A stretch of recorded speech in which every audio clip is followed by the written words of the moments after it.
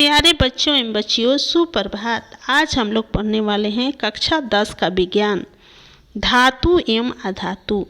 इसके पहले हम लोगों ने अम्ल, क्षार एवं लवण के बारे में पढ़ा था। उसके पहले हम लोगों ने रासायनिक अभिक्रिया एवं समीकरण को पढ़ा एवं उसका एमसीक्यू किया। अम्ल, क्षार एवं लवण का बहुत ही महत्वपूर्ण मैंने एमसीक्यू और टॉपिक कराए हैं जो बोर्ड के परीक्षा में आते हैं। तो अगर आप लोगों ने नहीं देखा है तो उसे देख लीजिए और JPMD चैनल को सब्सक्राइब कर लीजिए ताकि आप लोग को लाभ मिल सके। तो चलिए शुरू करते हैं। धातु एवं अधातु। हमारे दैनिक जीवन में प्रयुक्त लगभग सभी वस्तुएं धातु या अधातु से बनी होती हैं। जैसे लोहा, तांबा, एल्युमिनियम, ये क्या है? धातु हैं। ऑक्सीजन, सल्फर, कार्बन, ये सब क्या है? धातु है। ये भी जो हम लोग पाठ शुरू किए हैं धातु अधातु, ये भी बोर्ड परीक्षा के दृष्टि से बहुत ही महत्वपूर्ण है। ये बोर्ड के परीक्षा का पसंदीदा टॉपिक है, बराबर इससे क्वेश्चन आते हैं। अब हम लोग धातु यानी मेटल्स को देख लेते हैं। वे तत्व जो चमकीले, कठोर, तन्य एवं सुचालक होते हैं धातु कहलाते हैं। धातु कैसे होते हैं? चमकीले, कठोर, तन्य एवं सुचालक। ये आपसे ऑब्जेक्टिव में पूछ सकता है। जैसे दे सकता है कि धातु कैसा होता है, चमकीला, कठोर या तन्य, सुचालक, कुछ भी दे सकता है। आप लोग बना लेंगे क्योंकि आप लोगों ने पढ़ रखा है। अब हम लोग देख लेते हैं धातुओं के भौतिक गुण। धातु चमकदार होते हैं, आघातवर्ध होते हैं यानी जिसको पीट कर चादर बन सकती है। तन्य होते हैं, धातु तन्य होते हैं जिससे तार बनाए जा सकते हैं। धातु ऊष्मा एवं विद्युत के अच्छे चालक होते हैं। सामान्यतः यह ठोस अवस्था में पाए जाते हैं, लेकिन अपवाद स्वरूप मरकरी है या पारा है जो द्रव रूप में होता है। अब हम लोग धातुओं के रासायनिक गुण को देख लेते हैं। वो हम लोग देखा था भौतिक गुण, अब हम लोग देख रहे हैं रासायनिक गुण। ऑक्सीजन से अभिक्रिया कर धातु ऑक्साइड बनाते हैं। धातु ऑक्सीजन से अभिक्रिया कर ऑक्साइड बनाते हैं। धातु अम्ल से अभिक्रिया कर हाइड्रोजन गैस बनाते हैं। और धातुएं जल से अभिक्रिया कर, कुछ धातुएं ही हैं जो जल से अभिक्रिया कर Zn+2H2 धातुएं तन्य होती हैं यानी तार बनाए जा सकते हैं। धातु ऊष्मा एवं विद्युत के अच्छे चालक होते हैं। सामान्यतः ठोस अवस्था में पाए जाते हैं। इसका अपवाद है पारा। मरकरी जो है वो द्रव रूप में पाया जाता है। वो धातु है लेकिन वो द्रव रूप में पाया जाता है। धातुओं के रासायनिक गुण।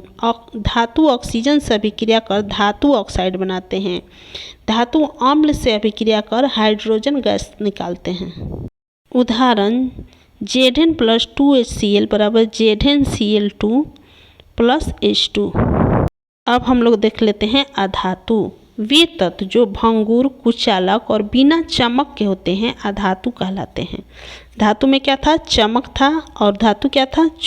सुचालक था। धातु चमकदार था। लेकिन अधातु क्या है? इसके उल्टा है। धातु भंगुर है, कुचालक है और बिना चमक के। तो वे तत्व जो भंगुर, कुचालक और बिना चमक के होते हैं अधातु कहलाते हैं। अधातुओं के गुण। सामान्यतः भंगुर होते हैं, विद्युत व ऊष्मा के कुचालक होते हैं, न तन्य न आघातवर्ध, ठोस, द्रव या गैस तीनों रूप में पाए जाते हैं। धातु क्या है? ठोस रूप में पाए जाते हैं, लेकिन उसका अपवाद है पारा। लेकिन जो अधातु है वो ठोस, द्रव, गैस तीनों रूपों में पाया जाता है। इसका अपवाद है ग्रेफाइट जो विद्युत का चालक होता है। धातुओं का निष्कर्षण, एक्सट्रैक्शन ऑफ मेटल्स। अयस्क से धातु निकालने की प्रक्रिया को निष्कर्षण कहते हैं। अयस्क से धातु निकालने की प्रक्रिया को निष्कर्षण कहते हैं। यानी जो धातु होता है वो अयस्क रूप में रहता है, उसको छानकर, सांदित करके, भंजन दहन द्वारा उसको धातु रूप में निकाला जाता है, शुद्ध रूप में। इसका मुख्य चरण है निष्कर्षण का। अयस्क का सांद्रण, एक में अयस्क का सांद्रण, दूसरा भर्जन या दहन, तीसरा अपचयन। इसका उदाहरण है Fe2O3 + 3CO बराबर 2Fe + 3CO2। हम लोग जान लेते हैं धातुओं का संक्षारण। जब धातु वायु या नमी के संपर्क में आकर नष्ट होने लगती है उसे संक्षारण कहते हैं। उदाहरण लोहे में जंग लगना, चांदी का काला पड़ना। संक्षारण से बचाव। पेंट करना, गैल्वेनीकरण करना, मिश्र धातु बनाना। देखिए, जो धातु हैं वे वायु और नमी के संपर्क में आकर नष्ट होने लगती है तो उसे संक्षारण कहते हैं। जैसे लोहे में जंग लग जाता है हवा और नमी से, चांदी काला पड़ जाता है, तो इससे बचाव के लिए, संक्षारण से बचाव के लिए हम लोग पेंट कर सकते हैं लोहा पर, गैल्वेनीकरण कर सकते हैं, या मिश्र धातु बना देने से भी धातु संक्षारण से बच जाता है। मिश्र धातु शब्द आया है तो मिश्र धातु किसे कहते हैं? दो या दो से अधिक धातुओं के मिश्रण को मिश्र धातु कहते हैं। दो या दो से अधिक धातुओं या धातुओं के मिश्रण को मिश्र धातु कहते हैं। उदाहरण है पीतल, तांबा प्लस जस्ता मिलाकर पीतल बनता है। स्टील, लोहा प्लस कार्बन से स्टील बनता है। अब हम लोग धातु एवं अधातु के उपयोग को देख लेते हैं। धातु के उपयोग, धातु का उपयोग विद्युत तार, तांबा का जो तार बनता है विद्युत का, इसको बनाने में उपयोग होता है। बर्तन, जैसे एल्युमिनियम के बर्तन बनते हैं धातु से के हैं। निर्माण कार्य, लोहा, इसका उपयोग, धातु का उपयोग देखिए विद्युत के तार में, बर्तन में, निर्माण कार्य में धातु का उपयोग होता है।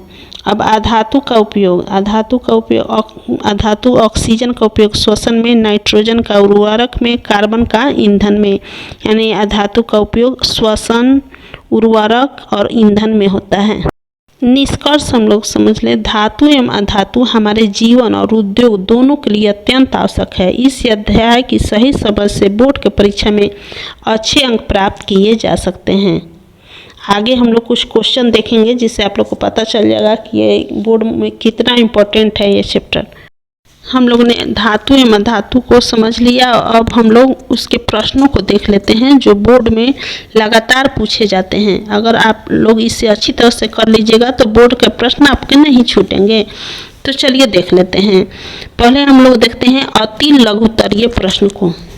प्रश्न है, द्रव अवस्था में पाई जाने वाली धातु का नाम लिखिए। तो द्रव अवस्था में पाई जाने वाली धातु है पारा, हम लोगों ने पढ़ा है पीछे, तो पारा या मरकरी है।